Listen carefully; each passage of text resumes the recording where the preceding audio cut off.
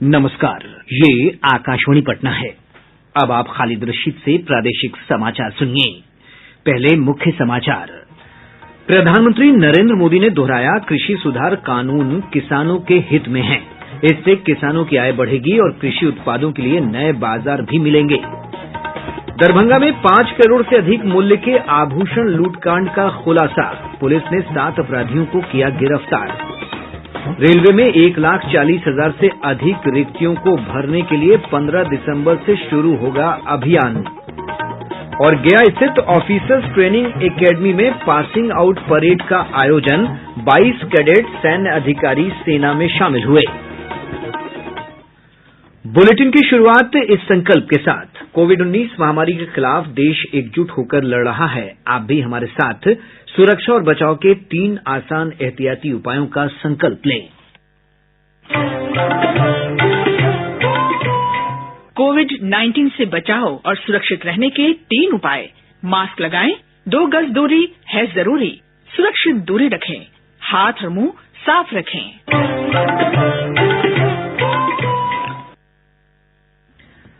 अब समाचार विस्तार से। प्रधानमंत्री नरेंद्र मोदी ने आज कहा कि आर्थिक सुधारों के तहत अनावश्यक बाधाओं को दूर किया जा रहा है और कृषि क्षेत्र इसका एक उदाहरण है। उन्होंने नई दिल्ली में भारतीय उद्योग और वाणिज्य मंडल परिसंघ फिक्की की 93वीं वार्षिक आम बैठक में कहा कि नए कृषि सुधार किसानों के हित में हैं और उनका लाभ उन्हें मिल रहा है। प्रधानमंत्री ने कहा कि नए बाजार मिलने से किसानों की आय भी बढ़ रही है। एग्रीकल्चर सेक्टर और उससे जुड़े अन्य क्षेत्रों, चाहे वो एग्रीकल्चर इंफ्रास्ट्रक्चर हो, फूड प्रोसेसिंग हो, स्टोरेज हो, कोल्ड चेन हो, इनके बीच पहले हमने ही ऐसी दीवारें देखी। अब ये सभी दीवारें हटाई जा रही हैं, सभी अड़चनें हटाई जा रही हैं। इन दीवारों के हटने के बाद, इन रिफॉर्म्स के बाद किसानों को नए बाजार मिलेंगे, नए विकल्प मिलेंगे, उन्हें टेक्नोलॉजी का ज्यादा लाभ मिलेगा, देश का कोल्ड स्टोरेज इंफ्रास्ट्रक्चर आधुनिक होगा। इन सब से कृषि क्षेत्र में ज्यादा निवेश हो। प्रधानमंत्री ने कहा कि आज ग्रामीण भारत में जबरदस्त बदलाव हो रहे हैं और इंटरनेट का इस्तेमाल करने वालों की संख्या ग्रामीण इलाकों में शहरी क्षेत्रों के मुकाबले कहीं अधिक हो गई है। उन्होंने कहा कि देश के आधे से अधिक स्टार्टअप्स दूसरी और तीसरी श्रेणी के शहरों में हैं। श्री मोदी ने कहा कि सरकार किसानों की आमदनी बढ़ाने और उन्हें अधिक खुशहाल बनाने के लिए कई कदम उठा रही है। प्रधानमंत्री ने कहा कि आज किसान अपनी उपज को मंडियों के साथ साथ उसके बाहर भी दे सकते हैं और डिजिटल मंच के जरिए भी कृषि पदार्थों की बिक्री की जा सकती है। आज भारत का एग्रीकल्चर सेक्टर पहले से कहीं अधिक वाइब्रेंट हुआ है। आज भारत के किसानों के पास अपनी फसल मंडियों के साथ ही बाहर भी बेचने का विकल्प है। आज भारत में मंडियों का आधुनिकीकरण तो हो ही रहा है, किसानों को डिजिटल प्लेटफॉर्म पर फसल खरीदने बेचने का भी विकल्प दिया है। इन सारे प्रयासों का लक्ष्य यही है कि किसानों की आय बढ़े, देश का किसान समृद्ध हो। जब देश का किसान समृद्ध होगा तो देश भी समृद्ध होगा।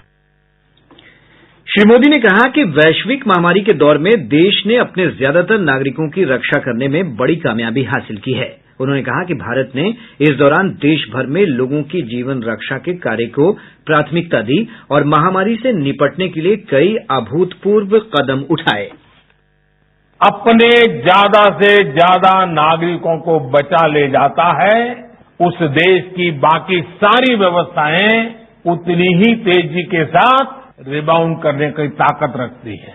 इस महामारी के समय भारत ने अपने नागरिकों के जीवन को सर्वोच्च प्राथमिकता दी, ज्यादा से ज्यादा लोगों का जीवन बचाया और आज इसका नतीजा देश भी देख रहा है, दुनिया भी देख रही है।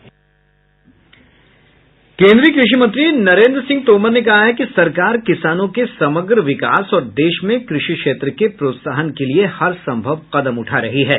उन्होंने कहा कि केंद्र द्वारा लाए गए सुधारों से देश में किसानों को लाभ मिलना शुरू हो गया है। श्री तोमर ने कहा कि आईटी क्षेत्र के इस्तेमाल से सरकार किसानों के लिए उपयोगी जानकारी के प्रसार हेतु संचार के आधुनिक साधनों का उपयोग कर रही है।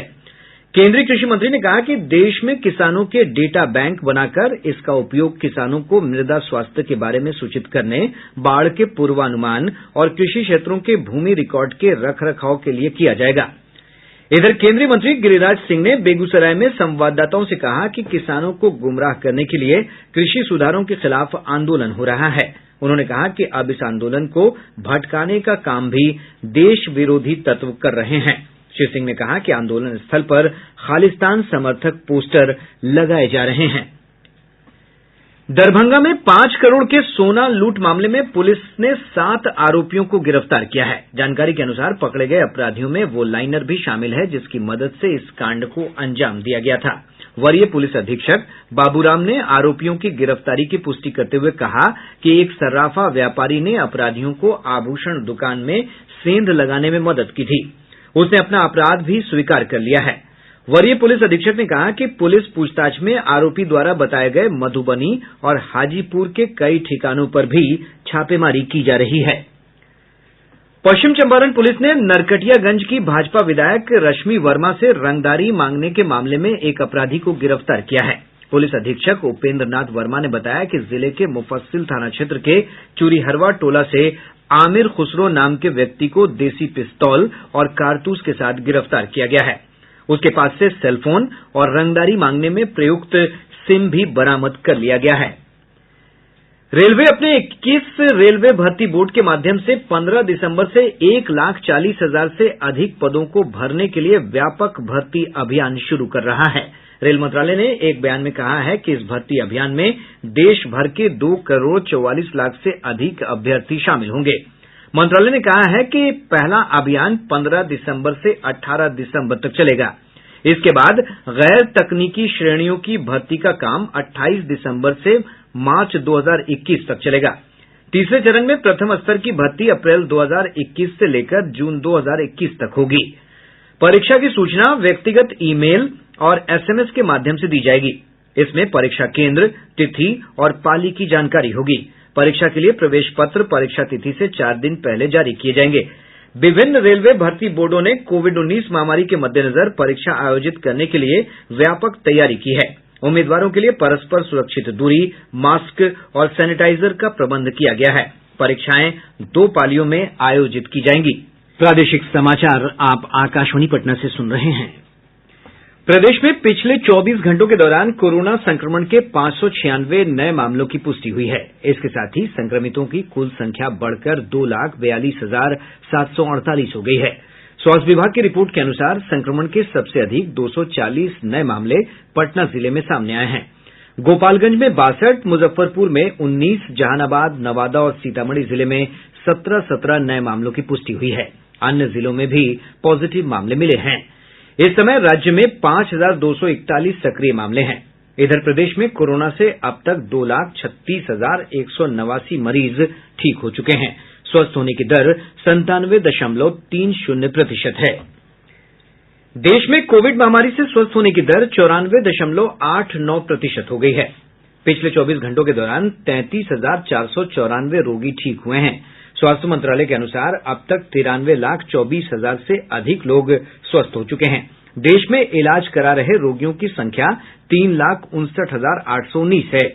इस समय इलाज करा रहे कोरोना रोगियों की संख्या संक्रमण की पुष्टि वाले रोगियों के मुकाबले सिर्फ 3.66% है। वहीं एक दिन में कोरोना संक्रमण से 442 लोगों की मौत के साथ मृतकों की संख्या 1,42,628 हो गई है। दिल्ली के सफदरजंग अस्पताल की स्वास्थ्य विशेषज्ञ डॉक्टर रूपाली मलिक ने कोविड-19 से लड़ने के लिए लोगों से सावधानी बरतने को कहा है। उन्होंने मास्क पहनने और सामाजिक दूरी बनाए रखने का आग्रह किया। उन्होंने लोगों से पार्क में योग करते समय अलग-थलग रहने का अनुरोध भी किया है। अगर आप घर से बाहर निकलते हैं तो मास्क पहनना बहुत ही जरूरी है। और पार्क में जाके अगर पार्क में एक आइसोलेटेड कॉर्नर में बैठ के बाकी लोगों से डिस्टेंस मेंटेन करके आप मास्क हटा के थोड़ा योगा करना चाहते हैं वो आप कर सकते हैं। तो अगर आप एक ग्रुप में योगा करते हैं तो एक तो आप सोशल डिस्टेंस को जरूर मेंटेन करें और मास्क को लगा के ही अगर आप व्यायाम कर सकते हैं तो करें, क्योंकि अगर आप ग्रुप में हैं, इवन अगर पार्क में है तब भी तो संक्रमण होने के चांसेस हो सकते हैं। गया स्थित ऑफिसर्स ट्रेनिंग अकादमी में आज स्पेशल कमीशन्ड अधिकारियों का पासिंग आउट परेड आयोजित किया गया। परेड के बाद 22 कैडेट अधिकारी के रूप में सशस्त्र सेना में शामिल हो गये। अकादमी के commandant lieutenant general Sunil Shrivastava ने परेड का निरीक्षण किया और सलामी ली। इस अवसर पर सभी क्षेत्रों में अच्छा प्रदर्शन करने वाले कैडेट की कंपनी गुरेज को प्रतिष्ठित चीफ ऑफ आर्मी स्टाफ का बैनर प्रदान किया गया। राज्य सरकार ने पेंशन भोगियों के लिए जीवन प्रमाण पत्र जमा करने की अंतिम समय सीमा 28 फरवरी तक बढ़ा दी है। इस संबंध में वित्त विभाग ने आदेश जारी कर दिया है। पश्चिमी विक्षोभ के प्रभाव के कारण राजधानी पटना समेत राज्य के अधिकतर भागों में ठंड बढ़ गई है। राज्य के पूर्वोत्तर भागों में कहीं कहीं हल्की वर्षा भी हुई है। इधर आसमान में बादल छाये रहने से कोहरे का असर कम हुआ है। मौसम वैज्ञानिक सुधांशु कुमार ने बताया कि अधिकतम और न्यूनतम तापमान के बीच अंतर कम हो जाने से ठंड का एहसास हो रहा है। करीब 4-5 दिनों से बिहार प्रदेश के अधिकांश हिस्से सुबह में घने कोहरे से प्रभावित थे, लेकिन आज आसमान बादल से ढके होने के कारण कोहरे में कमी देखी गई, जिस कारणवश आज दृश्यता में भी सुधार हुई। ऊपरी वायुमंडल में धुंध की ऐसी परत छाई है कि सूरज भी ठीक से दिखाई नहीं दे रहा है, जिससे अधिकतम तापमान विगत कुछ दिनों से सामान्य से 3 से 4 डिग्री सेल्सियस कम दर्ज हो रही है। उत्तर पश्चिमी या पश्चिमी हवा बिहार में मंद गति से आ रही है, लेकिन वह शुष्क न होकर नमी युक्त है। न्यूनतम तापमान सामान्य से 5 से 6 डिग्री सेल्सियस ज्यादा दर्ज हो रही है। गया आज राज्य का सबसे ठंडा स्थान रहा, जहां का न्यूनतम तापमान 9.8 डिग्री सेल्सियस दर्ज किया गया। वहीं पटना का न्यूनतम तापमान 10.6 डिग्री सेल्सियस रहा। डाकघर के बचत खातों में आज से कम 500 रूपये रखना अनिवार्य होगा। ऐसा नहीं करने पर 118 रूपये आर्थिक दंड लगाया जाएगा।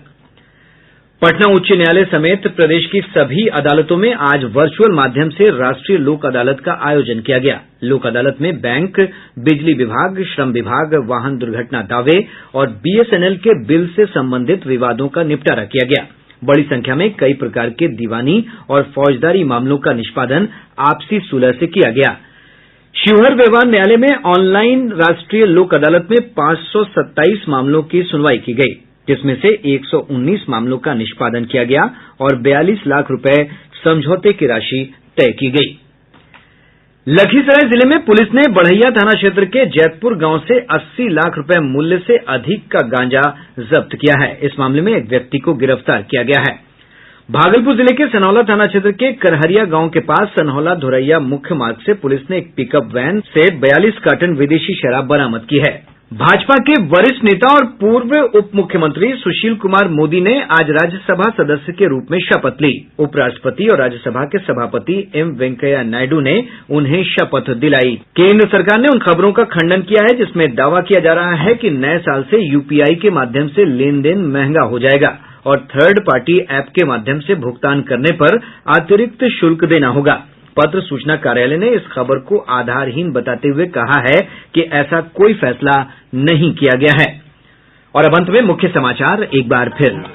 प्रधानमंत्री नरेंद्र मोदी ने दोहराया, कृषि सुधार कानून किसानों के हित में है। इससे किसानों की आय बढ़ेगी और कृषि उत्पादों के लिए नए बाजार भी मिलेंगे। दरभंगा में 5 करोड़ से अधिक मूल्य के आभूषण लूटकांड का खुलासा, पुलिस ने 7 अपराधियों को किया गिरफ्तार। रेलवे में 1,40,000 से अधिक रिक्तियों को भरने के लिए 15 दिसंबर से शुरू होगा अभियान। और गया स्थित ऑफिसर्स ट्रेनिंग एकेडमी में पासिंग आउट परेड का आयोजन, 22 कैडेट सैन्य अधिकारी सेना में शामिल हुए। इसके साथ ही आकाशवाणी पटना से प्रसारित प्रादेशिक समाचार का ये अंक समाप्त हुआ। कोविड-19 से बचाव और सुरक्षित रहने के 3 उपाय।